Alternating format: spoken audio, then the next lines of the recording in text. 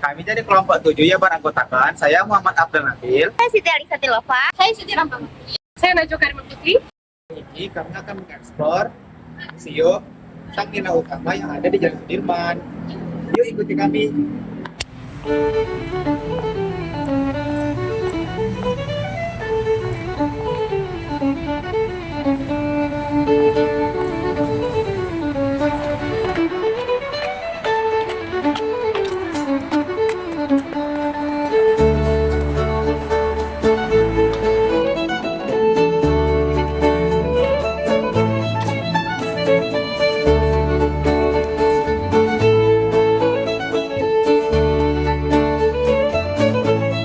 Di museum ini, ada alat-alat peninggalan Melayu seperti alat-alat dapur, yaitu berupa periuk tembaga, dandang, dulang kayu, lesung batu, dan masih banyak lagi alat-alat memasak yang lain yang digunakan orang Melayu.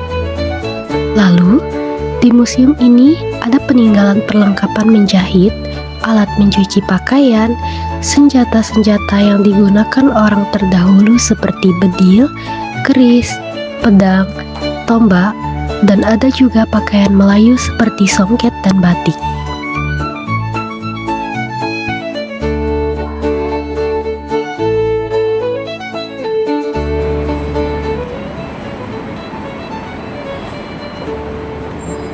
Nah, seperti yang bisa kita lihat teman-teman, di museum ini terdapat alat menenun. Alat menenun ini biasanya masih banyak digunakan oleh perempuan. Dan cara pengoperasiannya masih menggunakan tenaga kerja manusia. Alat ini dibuat dengan kayu yang berkualitas dan dengan cara menghilangkan benang lungsi dan benang pakat. Di sini terdapat berbagai koleksi bersejarah yang lengkap, mulai dari alat tradisional seperti jebakan ikan, keranjang anyaman, hingga pengolah padi dan pakaian unik dari kulit kayu. Kita juga bisa melihat barang jadul seperti radio kayu besar, telepon klasik, serta alat timbangan kuno untuk berniaga yang dulu menjadi bagian penting dalam kehidupan masyarakat.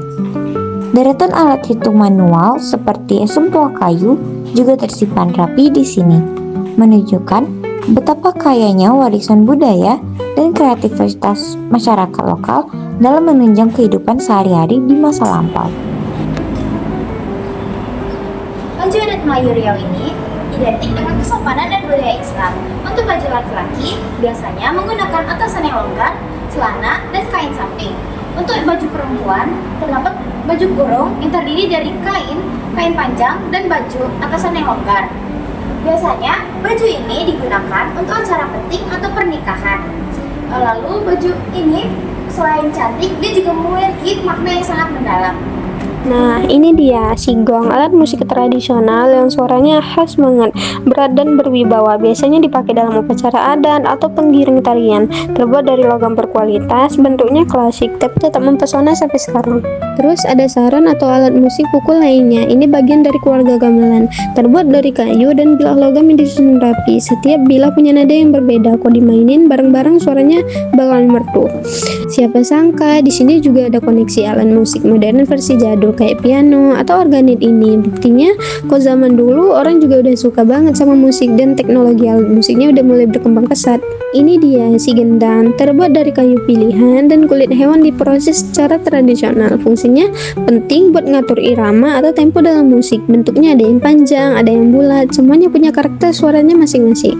Nah, ini alat musik tiup. Ada seruling yang terbuat dari bambu atau kayu, sampai alat tiup logam lainnya. Cara mainnya ditiup, tapi butuh teknik khusus biar nadanya keluar dengan indah. Simple bentuknya, tapi suaranya bisa bikin hati adem. Terus ada biola dan alat musik senar lainnya. Ini alat musik yang dimainin dengan cara digesek.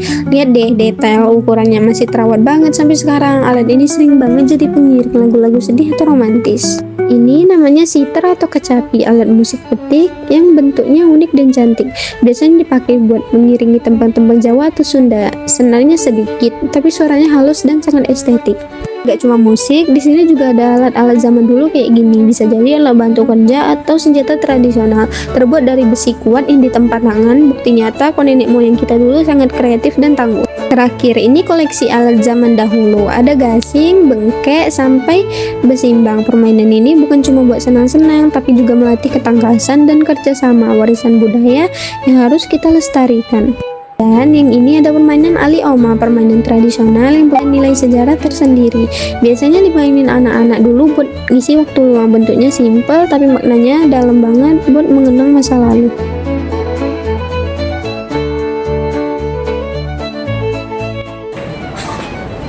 Nah, di sini apalagi di rumah Tante Jessi, yaitu tempat benda-benda dari logam. Sejak dulu manusia sudah mengenal yang namanya teknik pengolahan logam dengan menggunakan api. Dan di sini proses yang digunakan adalah teknik tempa, yaitu besi yang dipanaskan dengan suhu tinggi lalu dipukul di atas landasan sehingga membentuk benda yang diinginkan. Selain itu, di museum ini juga terdapat fosil tengkorak, koleksi gerabah dan keramik kuno seperti tempayan, mangkuk, piring, dan labu kaca yang biasa digunakan sebagai peralatan rumah tangga dan keperluan upacara adat masyarakat setempat. Serta di sini juga terdapat replika bangunan Masjid Raya Pulau Penyengat Riau. Selain gerabah dan keramik kuno tadi, di sini juga terdapat piring kayu, baking, kuningan, periuk, mangkok, tempat buah yang dulu biasanya digunakan masyarakat Melayu setempat. Selain itu, terdapat pula miniatur rumah adat setempat, seperti rumah adat Selaso Jatuh Kembar, Istana Pulau Penyengat, rumah atap 5 sepotong, dan miniatur perahu dan kapal-kapalan.